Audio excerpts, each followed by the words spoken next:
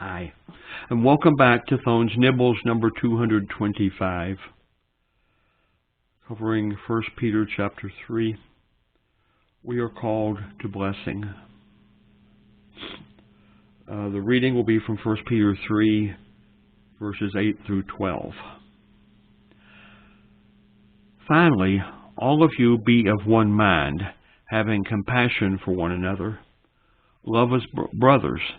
Be tender-hearted, be courteous, not returning evil for evil, or reviling for reviling, but on the contrary, blessing, knowing that you were called to this, that you may inherit a blessing. For he who will laugh and see good days, let him refrain his tongue from evil, and his lips from speaking deceit. Let him turn away from evil and do good. Let him seek peace and pursue it. For the eyes of the Lord are on the righteous, and his ears are open to their prayers, but the face of the Lord is against those who do evil. And that's a kind of a what should I call it? It's a sort of an even-handed picture of what we are called to do in a very calm, gentle way.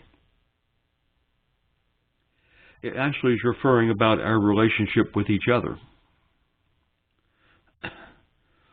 Why is this in the Bible?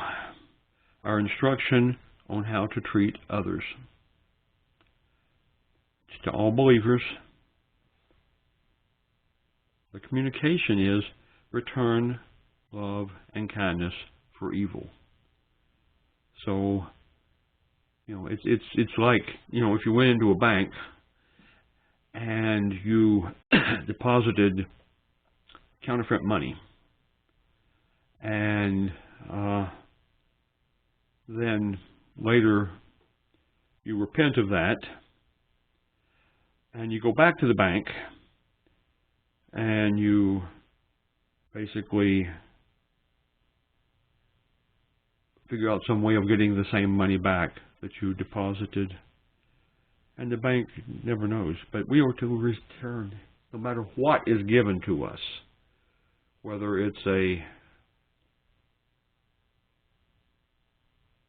product which is totally useless, worthless, and doesn't work. Or love, stated love, which really was intended on beguiling us into evil. In either case, we should recognize what it is, where it's coming from, and what we should do. And that is, we do nothing but love people and are kind to them, even if some of them have done evil things to us. Application to my life. We who wish to do right must avoid those times of doing blatantly wrong. We are to be a blessing to all, whether or not they are a blessing to us. We should not react to the evil they do. Do right by deliberate intent. Make this decision before the offense of others. So, we're supposed to, first of all, avoid doing things which are obviously wrong. That's blatantly evil. And if we catch ourselves in the middle, then discontinue. We are to be a blessing to everyone, whether or not they are a blessing to us. Thankfully, I know lots of people who are a blessing to me. I also know a few people who aren't. But I must treat them the same. We should not react to those evil, to the evil that they do. That is, you're not to call out those who are being evil. And all of this is difficult to do, and the way to do it, I think, is to do it by deliberate intent. That is, you make up your mind every morning, no matter what happens, I'm not going to be anything but a blessing to people. Even with that kind of intent, we sometimes fail. I failed yesterday. I was at a drive-through restaurant, and I ordered something, and apparently the sign on the menu was incorrect, because what I ordered by number, and then I got something which was not what I had ordered.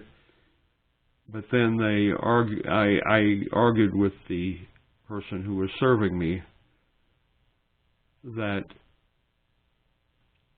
that there must be something wrong with their sign. Now, I don't know if there's something wrong with their sign. I guess I'll look the next time just to get my mind back right with everything. But that is deliberate intent. My deliberate intent was not to offend someone. I hope and pray I did not offend someone. I don't know for sure. Make this decision before the offense of others. That is,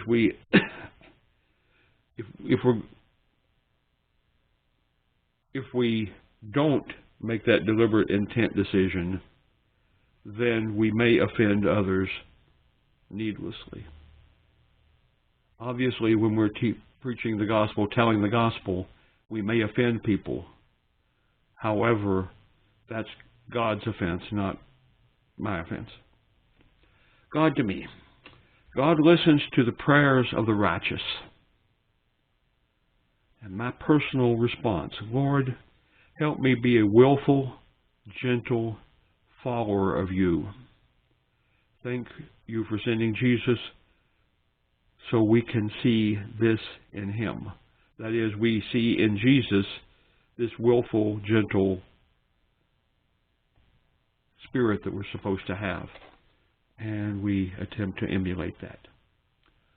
So we'll see you next time.